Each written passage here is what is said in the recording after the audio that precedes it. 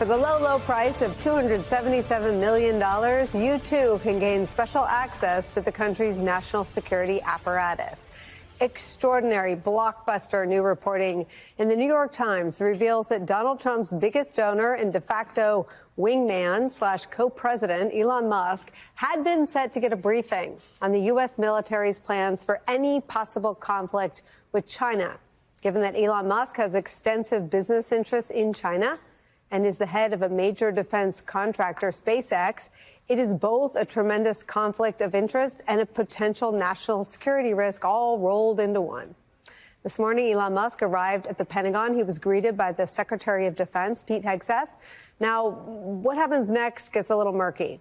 Since that reporting first broke, Team Trump has repeatedly and furiously denied that Elon Musk would be briefed on war plans. Pete Hegseth told reporters in the Oval Office today this, quote, "It was a great informal conversation. The rest of that reporting was fake. There were no war plans. There was no Chinese war plans. There was no secret plans," end quote. That's what they say. Now, that Hegseth did not say if China came up in their conversations today. Here's what the reporting said. Two U.S. officials telling the New York Times this, quote, "The Pentagon was scheduled on Friday to brief Elon Musk on the U.S. military's plan for any war that might break out with China," end quote. It should be no surprise to anyone that war plans are as closely guarded as anything. Times goes on to report this, quote, "If a foreign country were to learn how the United States planned to fight a war against them, it could reinforce its defenses and address its weaknesses, making the plans far less likely to succeed. The top secret briefing that exists for the China war plan has about 20 to 30 slides that lay out how the United States would fight such a conflict. It covers the plan beginning with the indications and warning of a threat from China to various options on what Chinese targets to hit over what time period that would be presented to Mr. Trump for decisions, according to officials with knowledge of the plan. Now, Musk does have a security clearance, but he is not in the military chain of command. His company SpaceX, though, has billions of dollars in contracts. According to Reuters, it is unclear exactly how much they are worth because many of them are classified. The New York Times reports that SpaceX is being paid to build military satellites to, quote, "try to confront rising military threats from China," which makes today's meeting and today's reporting, which they are furiously denying, even if war plans were not the subject of any discussion, the kind of thing that any defense contractor would be advantaged by, would dream of. One defense strategy expert telling the New York Times this, quote, "Individual executives rarely, if ever, get exclusive access to top Pentagon officials for such a sensitive briefing." The conflict of interest is alarming enough on its own. Now consider the fact that Elon Musk, through Tesla, has a lot of business in China. That country is Tesla's second largest market, and 1 out of every 2 Teslas in the world are made in Shanghai. Not only has Elon Musk avoided criticizing the Chinese government, he has at times sounded downright sympathetic to their point of view. Here's what he said about Taiwan back in 2023. I think I understand China well. I've been there many times. I've met with the senior leadership at many levels of China for many years. China has, well, really since for like half a century or so, maybe longer at this point, their policy has been to sort of reunite Taiwan with China. From this standpoint, maybe it's analogous to like Hawaii or something like that, like an integral part of China that is arbitrarily not part of China. Reunite? Not exactly how they see it in Taiwan. Not reassuring if you're wondering if Elon Musk has U.S. national security interests in mind. Musk and SpaceX have also been under investigation by the Pentagon's Inspector General over whether they were disclosing contacts with foreign leaders. New York Times reports that during the Biden administration, quote, "The Air Force, in fact, had denied a request by Musk for an even higher level of security clearance known as the Special Access Program, which is reserved for extremely sensitive classified programs, citing potential security risks associated with the billionaire." A briefing for Elon Musk about China at the Pentagon, despite his conflicts of interest and ties to that country, That's where we start today. One of the reporters on that New York Times story, national security reporter Julian Barnes, is here. Also joining us, retired four-star general and MSNBC military analyst, General Barry McCaffrey. And with me at the table for the hour, host of MSNBC's Politics Nation, president of the National Action Network, the Reverend Al Sharpton's here. Julian, a blockbuster piece of reporting with lots of incredible details. I want to start with that last one about an effort to up Elon Musk's security clearance that was rebuffed. Do we know what the concerns were when he sought that extremely high level of clearance? Well, we know that as the leader of SpaceX, Elon Musk was having conversations with foreign leaders. He was not always reporting those conversations during the Biden administration to the Pentagon, which is a requirement of your security clearance. You have to talk about who you're talking to. You have to reveal that. And so that was the initial concerns. Was he talking to Russian officials, other government officials, and not completely disclosing that? Now, he has a security clearance now. President Trump has given him one, and Pete Hegseth has the power to share with him what he wants. But just because Pete Hegseth can share what he wants doesn't always mean there is a justification or a reason for doing that, or if it's the best decision. I want to try to understand your sense of Trump's weird response to the story. I mean, there's an element of the Flynn piece of this where they have the right to do everything that you reported they were doing. It's norm busting.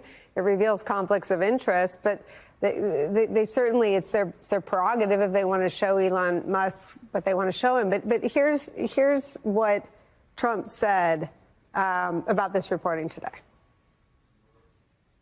We don't want to have a potential war with China, but I can tell you if we did, we're very well equipped to handle it. But I don't want to show that to anybody. But certainly you wouldn't show it to a businessman who is helping us so much. He's a great patriot. He's paying a big price for helping us cut costs, and he's doing a great job. He's finding tremendous waste, fraud, and abuse. But I certainly wouldn't want, Elon has businesses in China, and he would be susceptible perhaps to that. But it was such a fake story. My head swiveled around three times. One, he's putting baby in a corner. Elon's just good at, quote, cutting costs and doing a great job fighting waste, fraud, and abuse. Those are all quotes. But then for Trump to say Elon has business in China and he would be susceptible perhaps to that. But it's a fake story anyway. What? Yeah, he ended on a fake story, but it wasn't a fake story. Look, this reporting was really solid. And, we knew that once this reporting was out there, that when Trump saw it, he would likely, if he learned about this meeting, he would likely cancel it. And my colleagues, Eric Schmidt and Maggie Haberman, have reported today that's just what happened, that after Trump learned about this meeting last night, after our reporting broke, he put an end to it. Not the meeting itself, but the discussion of the war plans. He explained in his Oval Office remarks why, right? That he does not think this is something that Elon needed to see. He cited very importantly, he incited the business conflicts, essentially putting some guardrails here on Elon Musk for perhaps the first time, and certainly kind of extraordinary limits that were not articulated before. So our reporting says that this meeting was going on. He was going to be briefed on the war plans. And then when Trump learned about it, the meeting was canceled. Take a walk down memory lane, shall we? Back when Donald Trump publicly dismissed Project 2025, said he had nothing to do with it. That 900-page conservative playbook for a future Republican presidency. I have nothing to do with Project 2025. That's out there. I haven't read it. I don't want to read it purposely. I'm not going to read it. Now, flash forward to the first 60 days of his second term, and you would see a different story there altogether, one in which Donald Trump appears to pretty closely follow the blueprint of Project 2025. From erasing DEI initiatives to dismantling the education department and fundamentally overhauling the federal government, a community-sourced website called the Project 2025 Tracker says Donald Trump has so far implemented nearly 41% of the book's suggestions. 41%. Joining us now, staff writer at The Atlantic, David Graham. Good to have you, David. I read you religiously and happy to, I'm sorry, staff writer for The Project. I'm sorry, you're the author of The Project, How Project 2025 is Reshaping America, which comes out in April. This is what happens when I look down without reading the rest of the prompt. David, good to have you. Talk to me about what you've seen so far from the Trump administration. Well, I think you're right. He did disavow this during the campaign, and in fact, his actions since then have shown how closely tied it is. If you look at staffing, Russell Vought, who's the head of OMB, is one of the main writers of Project 2025. You have contributors to the project all over the administration at the cabinet level on down. And as that graphic showed, there's many, many ways in which they are following the agenda laid out in the plan, right down to the dissolution of the Education Department, moving things like student loans off to other departments. These are things that were put out in the project and that they're following now. We can put up on the screen all the people that authored chapters of Project 2025 who are now in the administration. This goes beyond, right, David, the theory of a unitary executive. That's right. I think the unitary executive theory is an important sort of philosophical underpinning for a lot of what they're doing. Their view is that Trump should have, or any president really should have total control over the executive branch to hire and fire whoever he wants. But that's really just a means to the ends. And those ends are the things we're seeing, like getting rid of the Education Department, like cracking down on not just illegal immigration, but legal immigration. These are just, they have a plan for how they want to do these things, but the point is to institute this kind of far right Christian nationalist worldview that's laid out in the agenda. So we've seen 41%, as we've said. One of the big points that was made in Project 2025 was a way in which to cut back on abortion nationwide, to basically make a federal ban the practice, even if you can't actually pass a federal ban. Do you expect to see that in the coming months, perhaps years? I think we will see more of that. One of the things that has been a little bit slow about this is getting the lower level officials in place. It's been a little bit slow getting the cabinet officials in place. But that's the place that Project 2025 understands a lot of these policies are carried out. And so as you see more appointees moving into places like the Department of Health and Human Services, I think you'll see more pushing on that. And the agenda is, it is very far reaching. They want to use the 1873 Comstock Act to eliminate the ability to mail abortion pills. They want to withdraw approval for abortion pills. They want to institute a really sweeping surveillance regime of how states, what abortion is going on at the state level so the federal government can track that. It really is incredibly pervasive if they're able to do what they lay out here. David, I hope to have you back again. I read you religiously at The Atlantic. I'm going to put up your book one more time because I completely flubbed the intro. You were the author of the book, The Project, a brand new book. Please go out and read it. David, thank you again for coming. And then on top of all this are the comments from Commerce Secretary Howard Lutnick. He's worth probably more than $1 billion. Who gave this answer to some other billionaires on a podcast to a question about people trying to intimidate DOGE. Is it basically to put fear into people that are trying to find this waste and fraud? Is that what that is?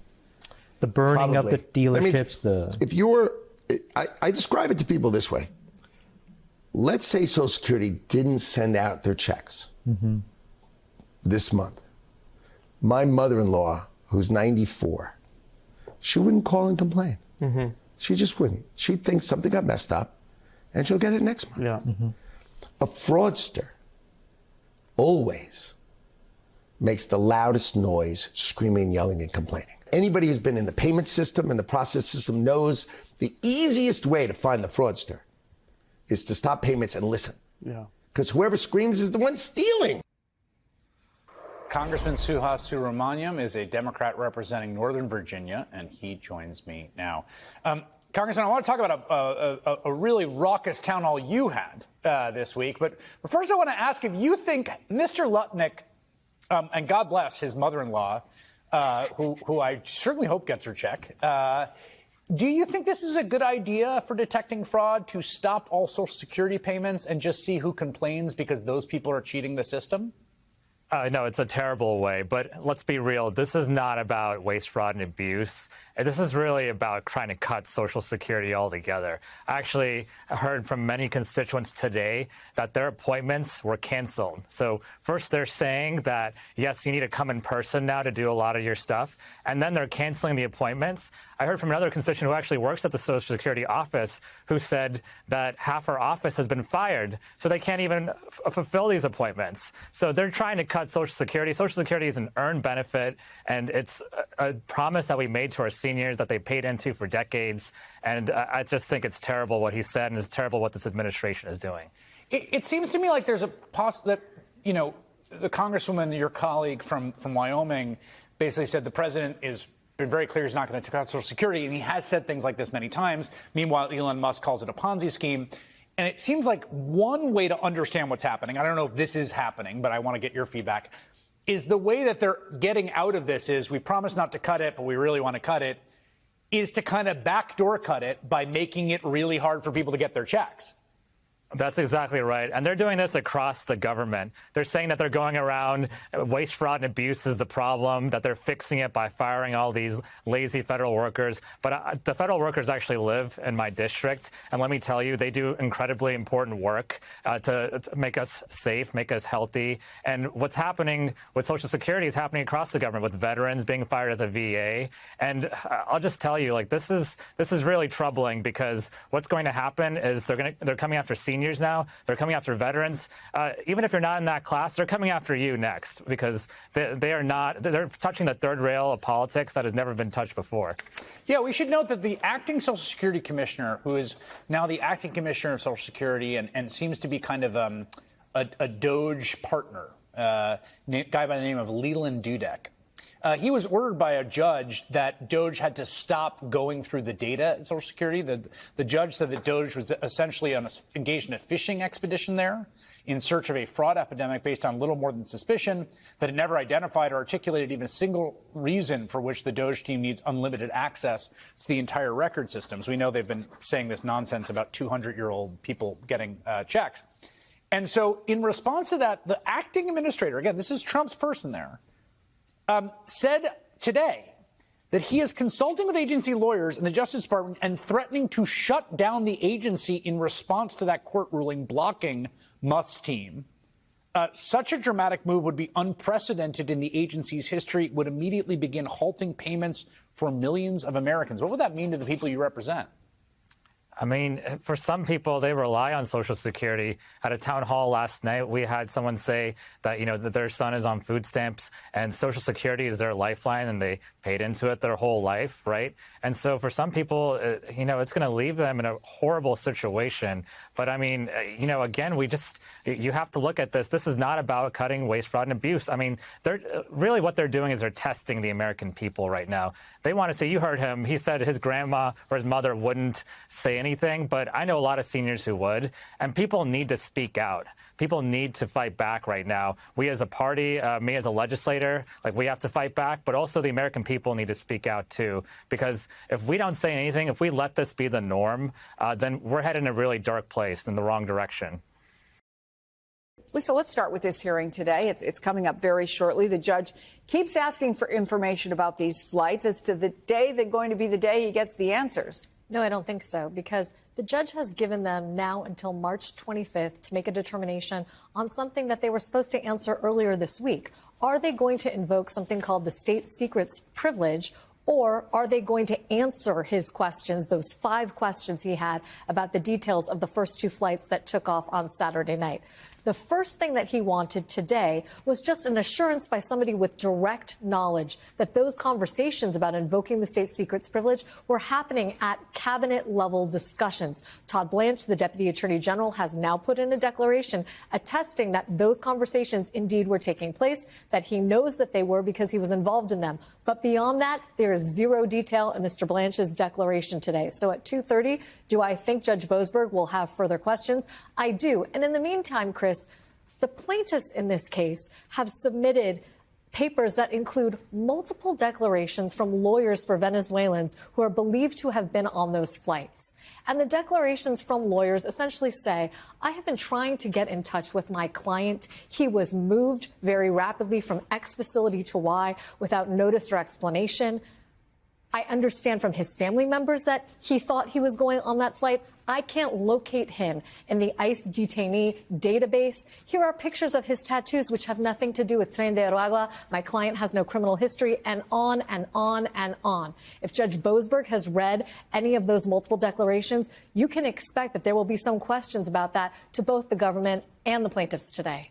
Greg, the president said today that these Venezuelans were part of a bad group that had gone through a strong vetting process. The administration suggests they can't reveal information about the detainees because it amounts to state secrets. Can you explain that and whether it would also preclude them from at least proving to the judge that the people they took out of the U.S. are the alleged gang members the administration says they are? Typically, when state secrets is raised as an issue by the government in a criminal prosecution, and it carries the day, the result typically is that the government simply can't go forward with the prosecution. It's refusing to provide information to the court, and it has the right to do so in certain circumstances. But the flip side of that is that it can't pursue the case, and so sometimes cases are dismissed simply because the government simply can't disclose certain information publicly to the court. The devil's in the details here, though. This will be a very interesting hearing this afternoon. The president's power, any president's power, is really at its peak in the area of national security. So it's not surprising that the administration is trending in that direction as a way of perhaps prevailing in this dispute. But Judge Boasberg is going to have a lot of questions, as Lisa mentioned. This will be a very interesting hearing. This whole episode has created a bit of a sideshow, as we've seen, with calls for impeachment, the Chief Justice weighing in. It's unprecedented in many ways. And today's hearing will, even if it's the last hearing with Judge Boasberg, whatever happens, someone will appeal, and this will not be the end of it. So, Eddie, Rachel Maddow spoke to the attorney for one of the men detained in El Salvador. She said she chose to reveal his identity because she wanted to get his story out there, and this is part of that.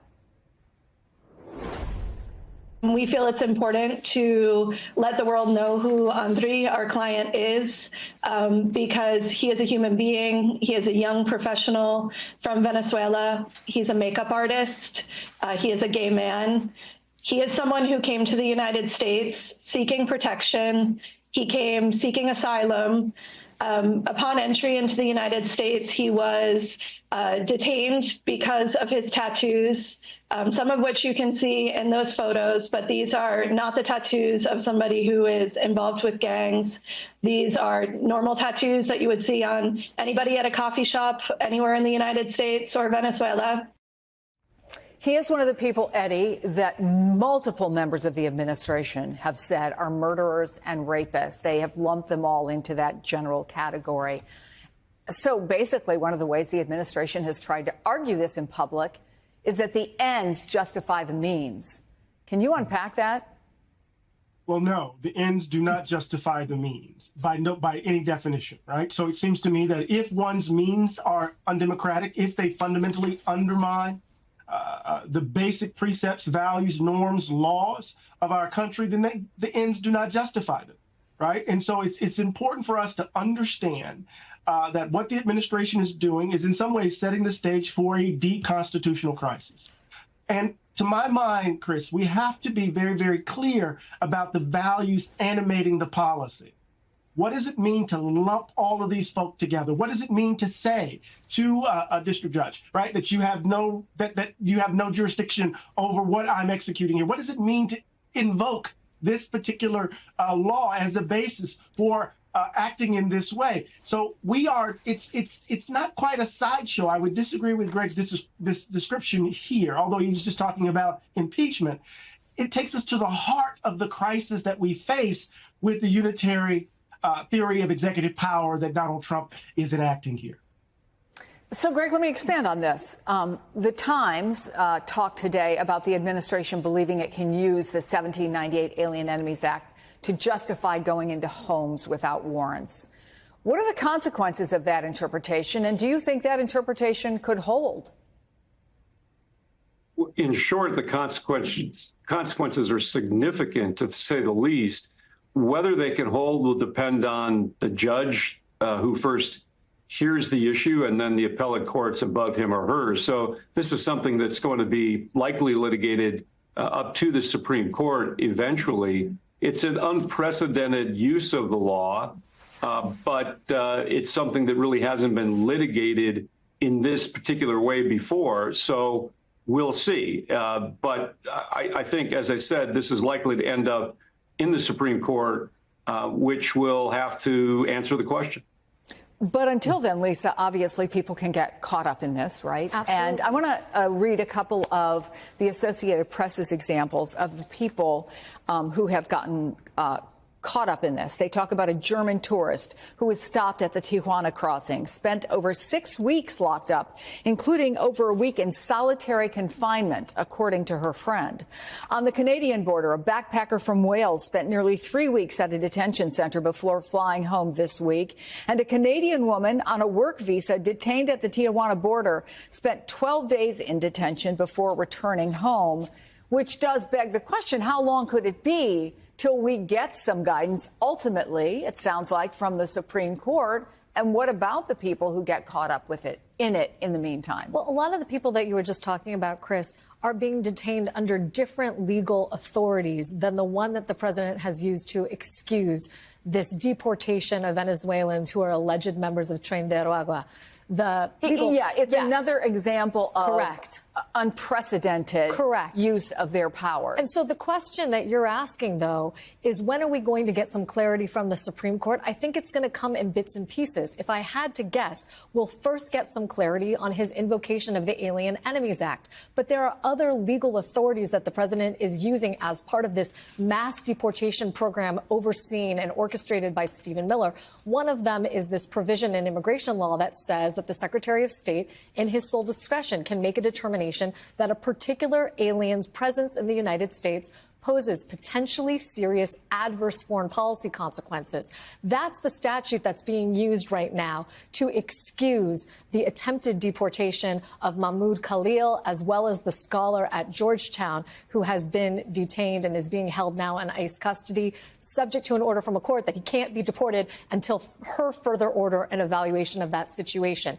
But I think we're going to hear from the Supreme Court in drips and drabs, because although this seems to our viewers like it's all of one piece, what they're really doing is sort of using a legal grab bag to justify a series of different actions that they are then using to orchestrate what looks like a broad program of mass deportation. A grab bag, Eddie, that has moved incredibly fast. And I think history suggests places like Hungary and Turkey, the changes were much slower. It's extremely rare for a leader to just claim power or override the courts. The New York Times quotes a Harvard political scientist who says what we're seeing here is worse. He says, quote, "Honest to God, I've never seen anything like it. These first 2 months have been much more aggressively authoritarian than almost any other comparable case I know of Democratic backsliding." He's someone who literally co-wrote a book on authoritarianism. Is he overstating the case? No, I think his book on how democracies die is absolutely on point.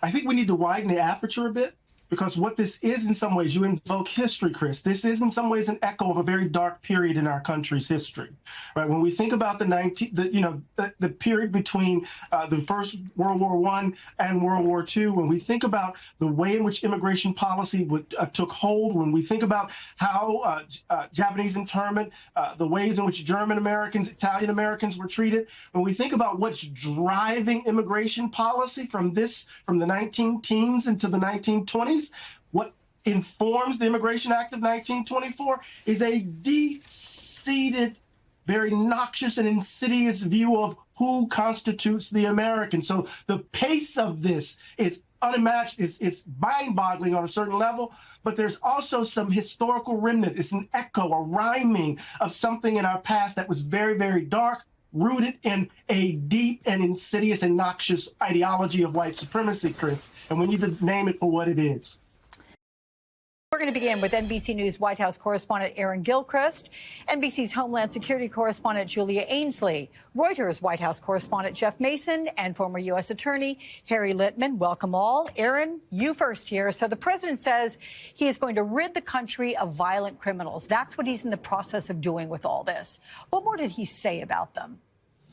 Well, this, Alex, has really been the cornerstone of the argument that the president and the administration have been making as it relates to the deportation flights that we've been talking about from last weekend, where we know that, according to the administration, hundreds of people they say were gang members were flown to El Salvador. And that has been the point of contention, whether they were appropriately removed from the country. The president has made the point over and over again, not really challenging the plaintiffs, the litigants in this case, but challenging the judge in this case, saying that he doesn't have the authority. He wasn't elected. He shouldn't be able to make decisions about what a president can do in ridding the country, in President Trump's words, of violent criminals, in this case referring to, in particular, the gang Tren de Aragua, the members that he says were a part of the group that were transported to El Salvador. He was asked during this Oval Office remarks that he's been giving over the last few minutes here, in particular about reports that some of the people who were deported to El Salvador were not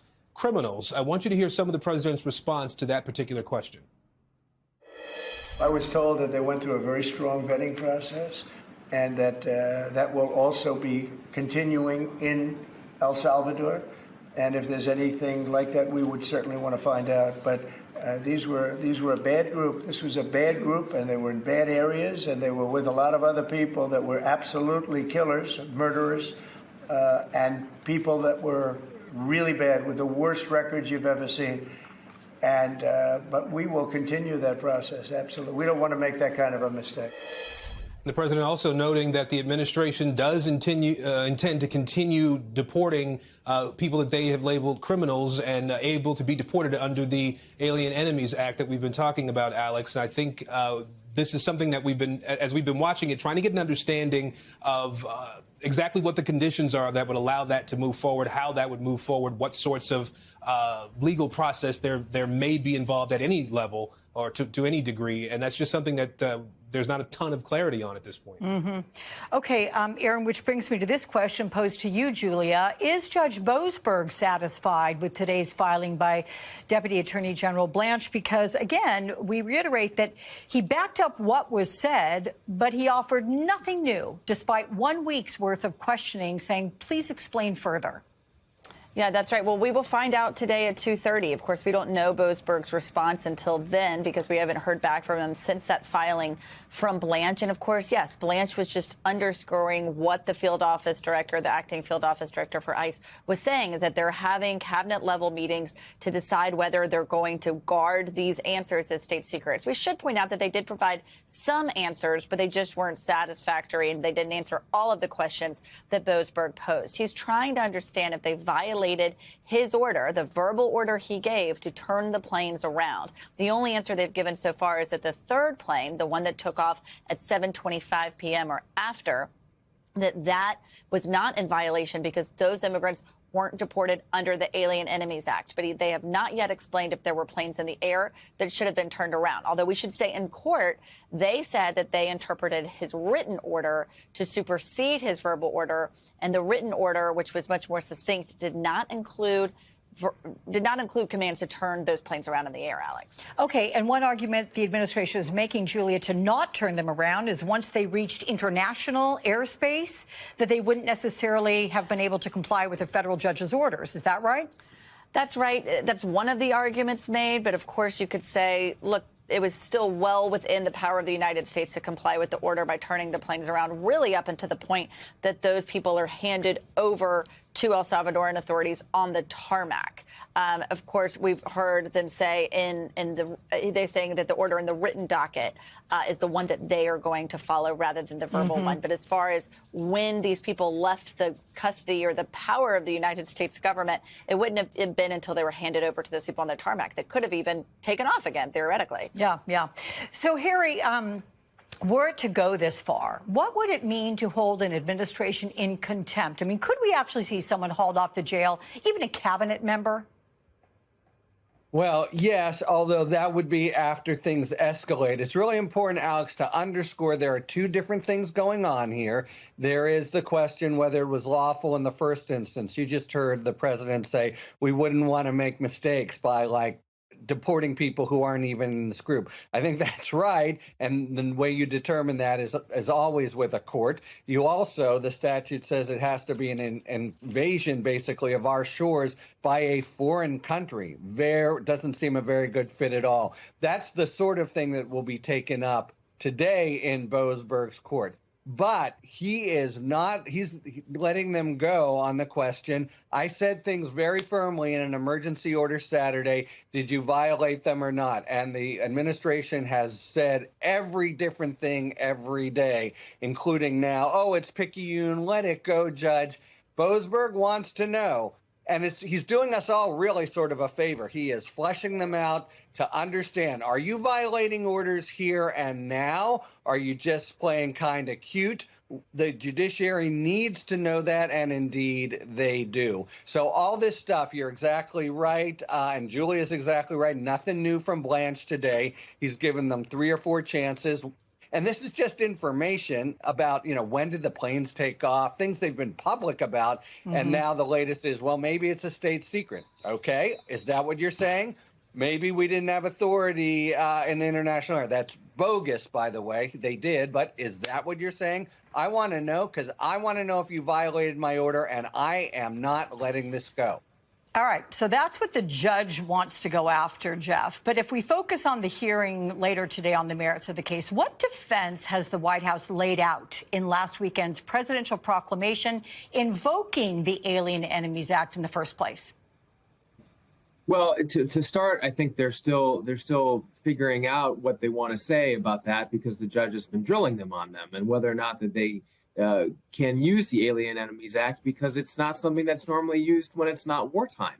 So the administration has indicated that there are high-level discussions about that, cabinet-level discussions about that, and I think some of that is still TBD.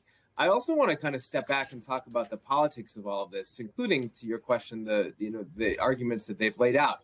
They're speaking not only to the audience of the judge, which of course is really important because that's the court that they're appearing before, but also to the audience of the American public and Trump supporters who are cheering on any action that this president is taking to fulfill a campaign promise to remove people out of the country that he says have committed these crimes. And he was just referring to that in the Oval Office as well. I also thought, quite interestingly, that he acknowledges that they don't want to make mistakes.